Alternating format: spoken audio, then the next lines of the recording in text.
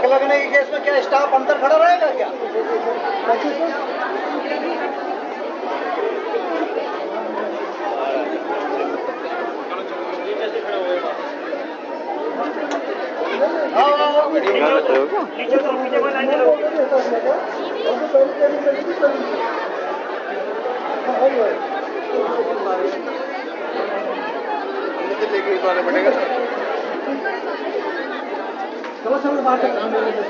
चलो जल्दी बाहर चलो।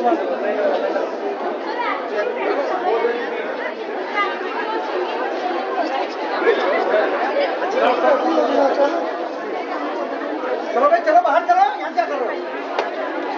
कई सारे लेबर ऊपर बीच में खड़े थे, नीचे नहीं उतरने देते। अभी भी ऊपर ही ऑब्स्टेकल आ गया। बाहर आओ भाई, बाहर आओ, जल्दी आओ बाहर।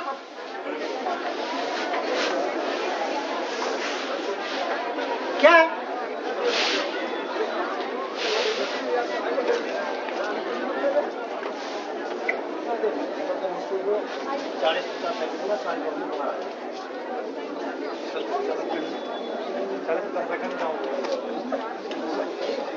तीन चार मिनट हो गए, 40-50 सेकंड कम हुए अभी।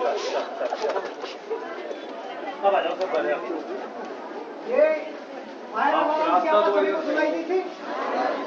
सुनाई दी थी? इसके बाद क्या करना था सबको मालूम है? क्या करना था? बाहर निकलना था। कैसे निकलना था?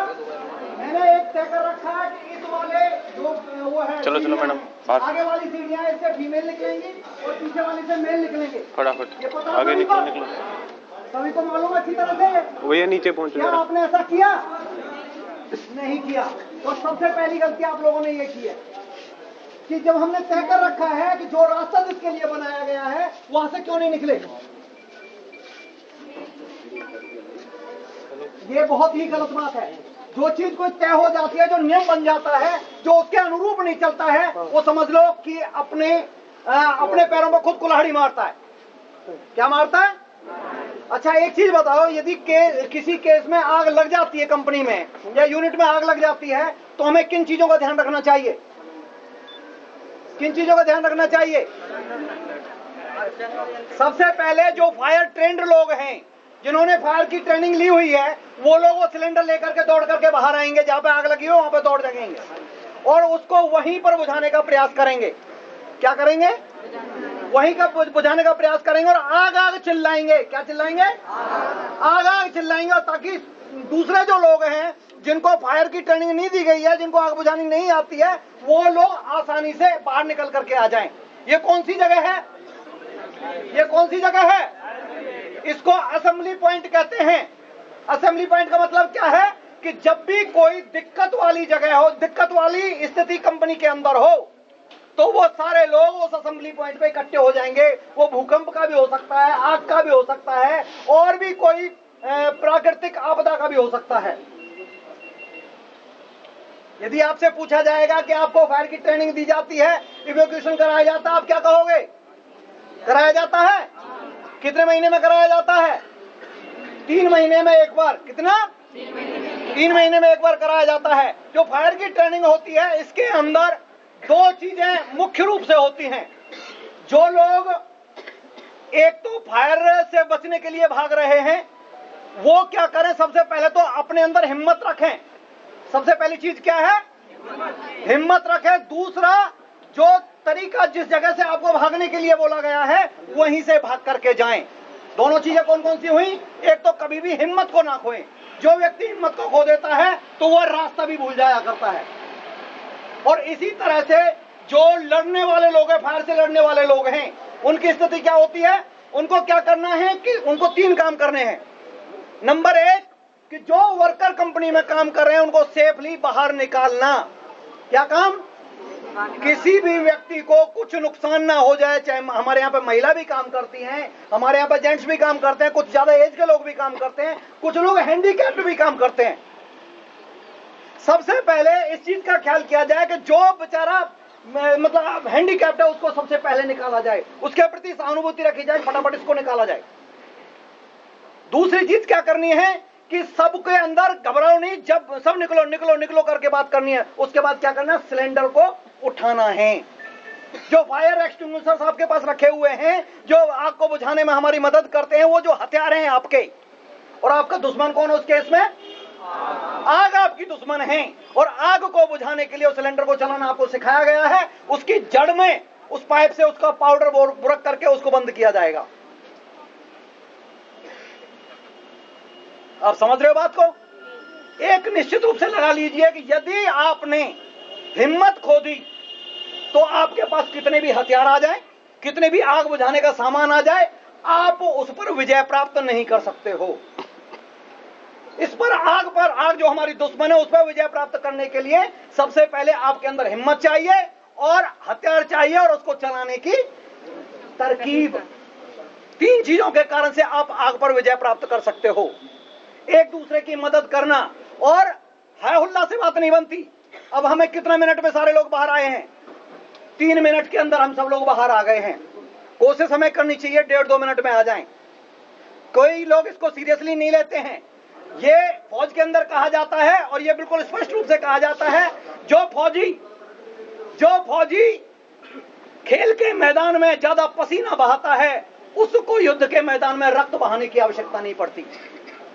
तो जो व्यक्ति रक्त अपना ज्यादा बहाना चाहता है वो खेले नहीं। इसलिए सबसे पहले हमने इसको क्यों किया है? ताकि सब लोगों की मदद की जा सके। हम अब अभ्यास करते हैं। अभ्यास किस लिए करते हैं? ताकि ऐसी आपत्ति हमारे सामने आ जाए तो उस पर हमने विजय प्राप्त कैसे करनी है। ठीक है? तो इन चीजों का ध्यान रखना और एक दूसरे का सहयोग करना, और हम सब एक टीम की तरह काम करें। टीम का तात्पर्य यह है, यदि कोई बंदा गिर गया उसको तुरंत उठाया और साथ चला, चलो भाई आगे चलो। किसी को कोई चोट लग गई है, उसकी सहायता की। जब ये इस तरह का भाव होगा तो निश्चित रूप से मानिए यूनिट के अंदर यदि कोई विपत्ति आ भी जाती है, दिक्कत आ भी जाती है, प्राकृतिक आपदा आ भी जाती है, तो हम सब उस पर विजय प्राप्त कर पाएंगे। ठीक है? सबसे बड़ी जो हानि होती है वो मानव की हानि होती है। यदि इंसान को नुकसान हो गया तो समझ लो उसकी कभी भी भरपाई नहीं है। यदि हमें सब चीज को सेव करना है, इसमें कोई शक नहीं। 3 चीजें होती हैं, 3 चीजें सेव करने की होती हैं, मेन, मशीन और मटेरियल। क्या क्या होते हैं? मेन, मशीन और जो मेन है, ये सबसे पहले हमारी बहुमूल्य चीज सबसे बड़ी कौन सी है? यही है। किसी इंसान को चोट ना लगे, किसी को नुकसान ना हो, इस तरह की चीजों का ध्यान रखना। जब इन चीजों का हम ध्यान रखते हैं, उसके बाद हमने मटेरियल की सुरक्षा करनी है और मशीनों की सुरक्षा करनी है। ठीक है? तो आप लोग, जिन लोगों को ट्रेनिंग नहीं दी गई है आग से बुझाने की, उन लोगों ने क्या करना है? सबको सेफली निकालना है और भगदड़ नहीं मचानी है। पर यह भी नहीं है आप ऐसे घूमते रहो जैसे किसी पार्क में घूम रहे हो। स्पीड तेज होनी चाहिए, तुरंत गति जिसको कहते हैं। तुरंत गति का तात्पर्य बिल्कुल ये नहीं होता कि आप दूसरे को अड़ंगी मार करके आगे बढ़ो। हमने बिल्कुल जैसे लाइन में पंक्तिबद्ध होकर के चलते हैं, और हमने ये पैसेज बनाए हुए हैं, वो किस लिए बनाए हुए हैं? कई लोग मशीनों की तरफ से दौड़ना शुरू कर देंगे तो वो क्या होगा? वो अटक जाएंगे, गिर सकते हैं। गिरने के बाद क्या होता है? उसके अंदर घबराहट होती है। जब व्यक्ति गिर जाता है घबराहट होती है। आपको ध्यान है, एक बार आपने शायद नहीं सुना होगा, ये जो मेहरौली के अंदर कुतुब मीनार है, कुतुब मीनार के अंदर लगभग 52 बच्चे मारे गए थे। वो कैसे मारे गए थे? किसी ने पीछे से आवाज लगा दी थी कि कुतुब मीनार धसक रही है, धसक रही है। एक भगदड़ मच गई, हाइपर मच गया, और सारे बच्चे जो हैं उसमें एक के ऊपर एक गिरते हुए चले गए।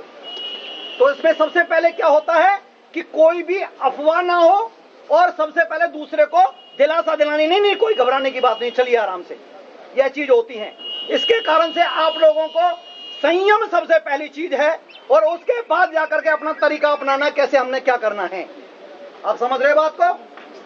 क्लियर है? कोई दिक्कत तो नहीं? और हमारे यहाँ पर जो भी लोग काम कर रहे हैं वो हमारे सब सहयोगी हैं। हमने अपने किसी सहयोगी का नुकसान नहीं होने देना, यह भाव हमारे दिल के अंदर होना चाहिए। हमने जो पैसेज बनाए हुए हैं, इधर से निकलें, वो किस लिए बनाए हुए हैं? क्योंकि पंक्तिबद्ध तरीके से वहां से निकल करके हम अपने गंतव्य पर पहुंच सकें। गंतव्य क्या है? ये असेंबली पॉइंट दुर्घटना की स्थिति में गंतव्य स्थान है। गंतव्य कौन सा है हमारा? ये असेंबली पॉइंट है। ये सबको जानकारी है। इसके कारण से हमने जो चीजें मैंने पहले बताई आपको, सबसे पहले घबराना